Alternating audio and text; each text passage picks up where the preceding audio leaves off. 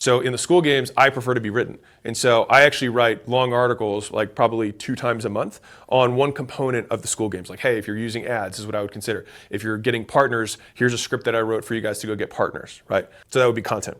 And then events is that you meet people together. Like that one's pretty self-explanatory. And the newsletter, you can actually just take some of this content, put it in written format, email it out, right? Very, very easy. And so Skool helps you do all 4 of those things all in one place. When you were running Gym Launch, did community feel like a really obvious thing that increased a lot of value for users? Like I'm wondering if that... Oh yeah. So this is really interesting. So Sam owned consulting.com, which was a relatively large education business. And he found something really interesting, which is, I think, one of the catalysts for him actually innovating the product that would eventually become Skool, is that when he looked at his user data, he saw that people would buy a course, but they would log in, they'd watch a handful of videos, and then they would spend the rest of their time in the group. And so they would make content in the group, they'd ask questions in the group, almost everything. The community really was the group, way less so the course. But everything that was out there was focused on building the course rather than the community being the core component. And so he flipped the priority and said, well, what if we made community the main thing and just had all the things that people like that surround communities as, I want to say add-ons, but like integrated into it, but the community is the hub. And so, yes, with Gym Launch, the community was obviously a huge part of it. I think it works with any kind of business that's service related or education related. Like I still consider the gyms semi-education because a lot of people there are trying to learn more about how to eat healthy, work out better, learn form, learn cooking, recipes, meal prep. There are a lot of other things that go into that lifestyle. And so a useful question for any business owner is like, what lifestyle am I bringing people towards? And so like if I were teaching music, there's a musician's lifestyle. There's probably like a way that they schedule their time. There's tools that they use. There's ways that they practice. All of those things go along with the identity that someone would have as a musician, as somebody who's a fitness person, as an author, right? And so one of the great like business strategies is think like, what is the I am statement that accompanies my product? So like I am a, and then what comes along with that? And so if you can build a community around that of people who also identify with that label, you have a much deeper connection with them because they all identify the same way. How does making a school group or taking this business model compare to, let's say, something like dropshipping or e-commerce, like any other thing that Yeah, it depends on the goal, right? And so if you're trying to make money on the internet, you want the thing with the simplest business model that has the lowest risk and the fewest moving parts. And I think Skool has that.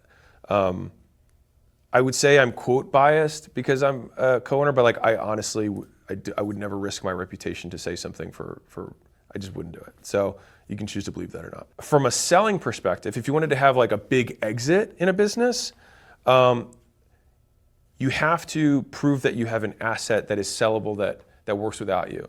Now, a school community or community in general, if it's built off the face of a founder, is going to have the same issues of key man risk that any business that is built on a founder would have. And so you would have to build a school community differently if you had that intention. Now, the vast majority of people that consume my stuff are trying to just make a lot more money than they currently are, whether they're by quitting their job to start something or within their business, they just want to grow it. Now, some people want to sell, which, hey, acquisition.com is what we're here for. Give us a call. The main thing that someone wants to buy in a business is long-term recurring revenue. Is you want to know that the people that are paying today are going to pay 4 years from now. And so Skool isn't, is it a sellable asset or not a sellable asset? It's just like any other recurring business. How good you are at it will dictate how recurring it is and how valuable it is. And so I'll give you an example. There's let's say an acquaintance of mine who has a business that services mechanic shops. So really niche, he's got 10 locations, so he knows what he's doing. He's not somebody who like started one, wasn't making money, and then started, like those who can't do teach. He didn't go that model. Like he has 10 locations, he's legit, he's done a handful of roll-ups, like a very legitimate player. And because he is legit, he has a business that does, I think, just under $50 million a year, all on recurring community, right? And so if you have a niche expertise that has super high value, and compared to everything else in the marketplace, you have all these benefits that no one else has, people will stay and they'll continue to pay. And this guy is growing every single year. And so if I'm looking to acquire a company, Yes, I'm super interested. Now, on the flip side, if you create a community and you don't provide value and people cancel in 2 months, then no, it's not going to be valuable. You'll make an income because you'll know how to market and you'll convert you just do number of new conversions per month times average order value, and you'll get how much money you're going to make in terms of income. But I would say this is that if you're trying to get going, don't worry about that. Get the first dollar across the bridge. You'll learn so many skills in just doing that. The next steps will become clear to you once you take the first steps. Because it's really easy to get overwhelmed in the beginning. Just get the first dollar across the line. You have a huge international audience. Yeah. And I wonder if part of this was being able to make business accessible to people who weren't. Dude, 1,000%. Yeah. So we have right now 50% or something like that of our total audience is international. And so having something that could also service all of those people was a huge boon to why this also made sense for me. Versus like if I had a physical product thing and we were only in the US, then I would automatically cut out probably 70% of the people that I could potentially help. Oh, and this is, and a great point too, is that if you make content on the internet, for example, as a way to get customers, you will also have a certain percentage of your audience that is international. And having like a community, for example, as long as everyone speaks the same language, you can provide value to them without having to worry about international borders, the tariffs, tax, like you don't have to worry about any of that stuff. Believe me, I've done international shipping, it's a nightmare. Also, anyone can join the Skool Games and read your posts and potentially come out to the headquarters. Yeah. This is becoming a portfolio company. Yeah, and one of the other things that I thought was kind of cool is obviously the only companies that we like really directly interact with are companies that we own. But by having the Skool Games and the top 10 every month of the Skool Games, and the cool thing about the Skool Games, not to push this too hard, but is that it's off of new recurring revenue, meaning it's not like, oh, these guys have been doing Skool for 5 years and they win every month. If you win, you get taken off, number one.